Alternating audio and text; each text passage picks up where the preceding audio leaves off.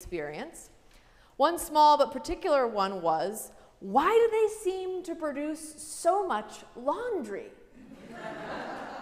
Maybe you've noticed this. Pretty much all caretakers of little ones are always talking about laundry. I got to do some laundry. The laundry's piling up. I'm behind on laundry. Last night I watched a movie and folded laundry the whole time. And on and on and on. It's really wild. And my curiosity back then was around, how do small kids possibly produce so much laundry, especially because they are so small? Think about this. Most modern, high-efficiency washing machines can fit at least 7 full-size towels. The old top-loading dinosaurs back in the day and yesteryear could hold at least 10 full-size towels, which I did a little non-mathematical estimation, decided that was about 250 size 2T t-shirts. So I wonder, like, what are they doing? Are they just falling down all the time? What's up with all this laundry? Now, of course, I have at least part of the answer now that I do live with 2 tiny people whose socks are really only about the size of a business card, and I'll tell you, it is true. The laundry is unbelievable. I feel like every time I pass Jason in the house, he's carrying a basket of laundry, like somewhere, some dark Groundhog Day-esque kind of comedy.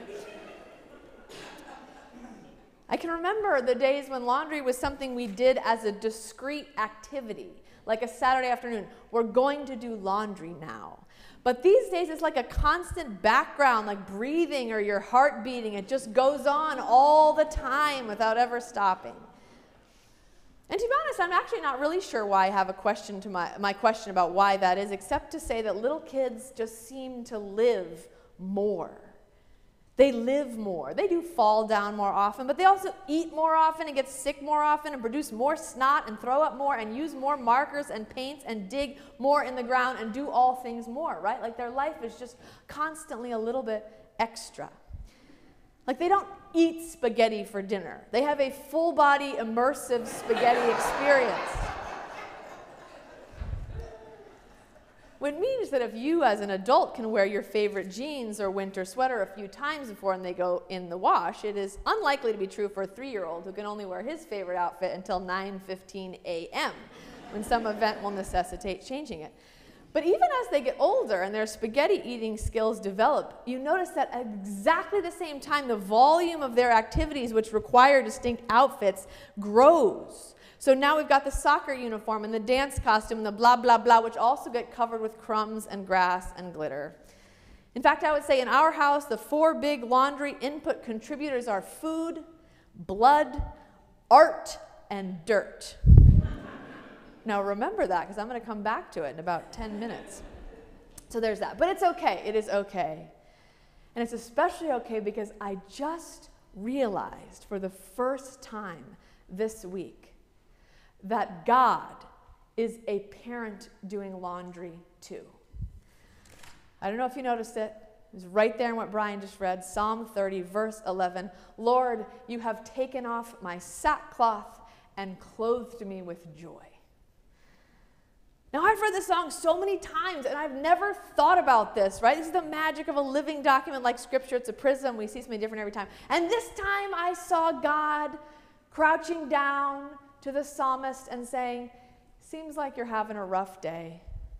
Let's get that sackcloth off of you and let's put on your joy outfit. Like, it's really so beautiful. I felt so affirmed when I thought that, right? When I have these revelations of things that I'm doing, that we're all doing, that are actually holy and godlike without our even knowing it. Putting on sackcloth, right? Taking off the sackcloth and clothes me with joy. And it made me think back to my laundry question. And like, what gets on us in life that makes us need to circle back to the great laundress of heaven that is God? And I realize it's not all bad things, right? It's not all hurt and betrayal that sends us into God's arms. There's also awe and joy and surprise. Like we've just got to go into prayer and say, hey, God, my soul got totally covered with wonder this morning. Can you believe it? Or, God, look what I made. It's so beautiful. And I think what we're learning now, certainly in this series, and part of our spiritual work is expanding the kinds of things that we bring to God in that way and the things that we believe God is engaged with. And I think one way of doing that is simply learning new models which we can use to think about our spiritual life, that expand what we believe spirituality is, besides coming here from 10 to 11 and praying with words. Right? We're trying to have a bigger imagination about what spirituality might mean. And I want to tell you about one model today that comes from the same body of wisdom that we've been talking about these past few weeks, and that is creation spirituality. Now, creation spirituality, as we said, is a way of thinking about our faith as it is informed by a true belief in the goodness of the created world. And if you've been here, you know. If you haven't, I'll catch you up. Creation spirituality emphasizes, rather than the essential depravity of humanity, its essential blessedness. You are good. It is good. This is all good. Now, of course, we can forget that it is, or that we are, or that you are, or they are. We simply need to be reminded, right? It's all good. And as we've been exploring this way of thinking, we've seen that it has significant implications for how we treat other human beings, for how we reverence the planet and its resources, and how we practice our faith both inside and outside traditional worship. Now, I want to go on a little tangent with you right now for a few minutes, a little lecture-y kind of theological church history. Are you okay going there? Okay, a couple of you are. That's good. The rest of you, I don't know. And I will come back to the new model of spirituality thing. I thought it was important at this point, we've been on this train for a couple weeks now, to give you a little context for all these ideas we have swirling around. The term creation spirituality was coined by an author and theologian, Matthew Fox, who wrote a book called Original Blessing in 1983 on the topic of inherent goodness of the created world and its human residents. At the time, he was a Dominican priest and a contemporary of the other contemplatives at the time, including people like Thomas Merton, who some of you are familiar with.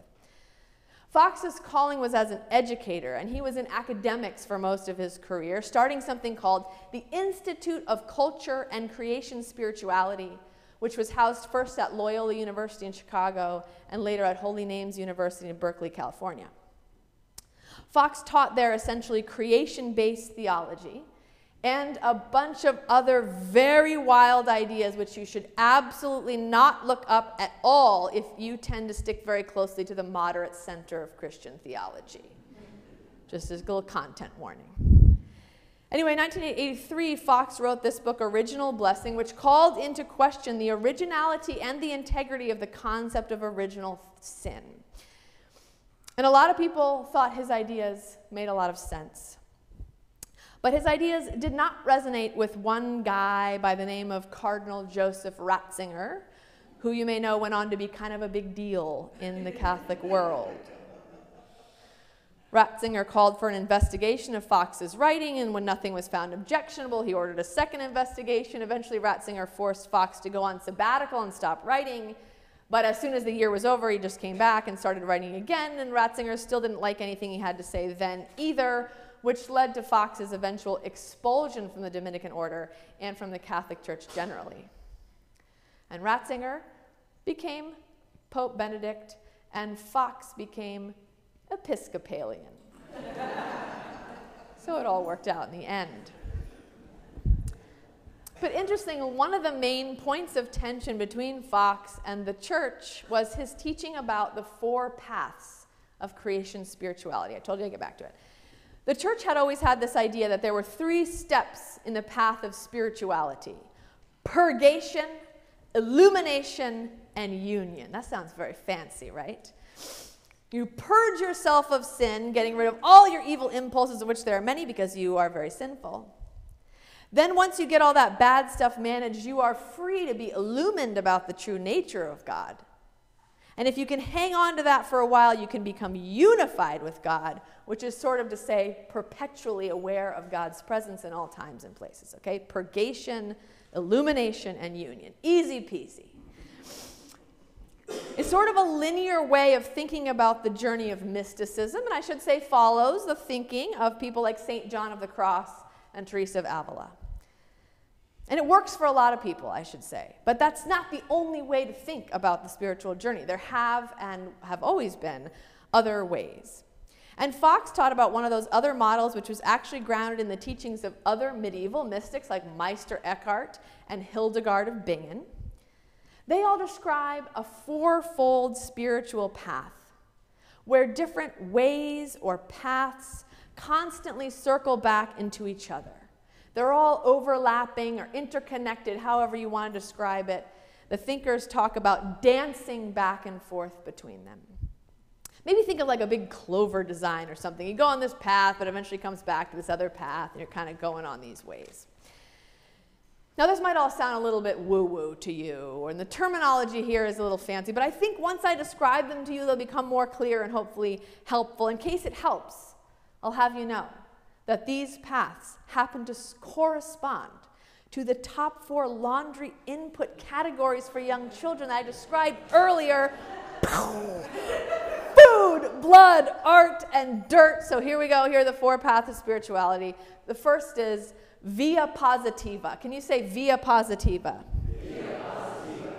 This is about recognizing the inherent goodness of all creation, including our own goodness. So this is the practice of awe. This is seeing a beautiful sunset, biting into a ripe Oregon strawberry in June. This is all the experiences we have that help us to know simply that the world is good. This is the full body spaghetti immersive experience. Right? It is and the affirmation here on this path is that these are all spiritual experiences, right? And so sometimes that's where we are as Christians. We're just there soaking up the goodness. Now, sometimes we find ourselves in a little different place, or a little different way, called the via negativa. Can you say via negativa?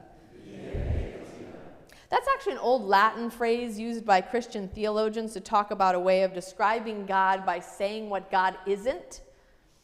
Right? Well, God's not that, but not that, but not that, and not saying what God is. But here, it has to do with the discipline of befriending the dark times and places in our own lives, with the practice of letting go and letting be, especially things that are really difficult. This is the place where we often end up when we are undergoing grief or pain, learning to do what Thomas Merton calls an ever greater surrender. This is coming home with a mess all over your sweatshirt because you got a bloody nose at school when Julia pushed you on the playground. This is, yes, sometimes that happens, and yes, we'll try again tomorrow. And sometimes we're dancing painfully, maybe slowly, certainly down this road. And the affirmation of this path is that spirit can be found in those difficult places too, especially if we're open to allowing our dark places to become the birthplace of newness. So that's the via negativa.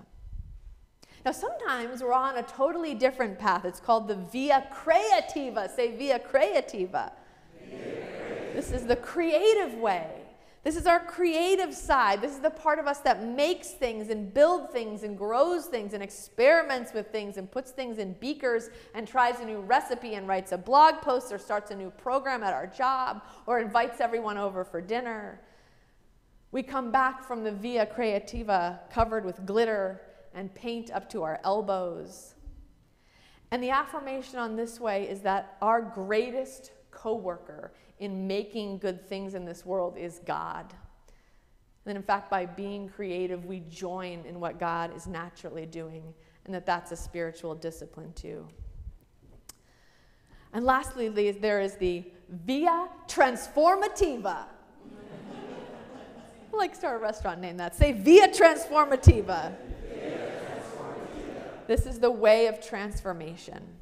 This is the path that embodies our spirit of compassion, that works toward the betterment of our community, the parts that fights for justice and change.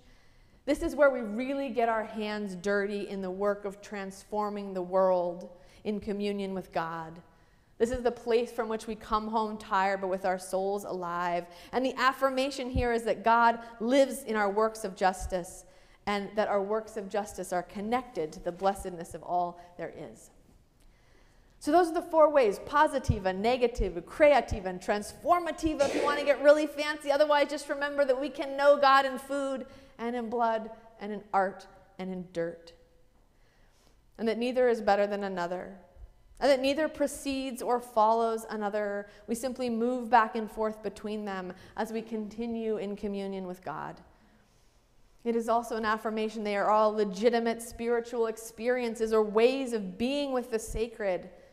And an invitation to think about balancing them out if we tend to get stuck over and over again just in one part. And I wanted to tell you all this, not just because it's cool and I made it go with my laundry theme, which I thought was a great accomplishment, but because I've found these concepts really helpful in my own spiritual development, and I thought there's a chance you might too. I found that thinking about just dancing back and forth between paths like some never-ending Irish reel is a pretty liberating way to think about spirituality. And in part that's because it releases me from worrying about progress or perfection, and instead allows me to inhabit the various areas of my life with more attention. I think it also normalizes a seasonal perspective of life, giving us space to say, yes, I'm in a time of grief now, but that won't last. Or saying, I'm not feeling too creative right now, but that's okay, it'll come back. And to live into those times with an understanding that they are simply part of being human and in themselves a totally organic aspect of our journey. But I also want to tell you about this because I just couldn't get enough of this idea that God is at the center of all of this, welcoming us back again and again from all of our adventures, inquiring about what we learned as gentle, sacred hands help us slip off our funeral guard and swap it for our artist's smock. Or maybe God crouching down to say, you must have had so much fun today, brushing a little glitter off our trousers. Or imagining God as the one who encourages us through little coincidences in life as a way of saying, don't forget you'll need your soccer jersey later, to remind us that at one point we will get back to the pursuits that we've left aside.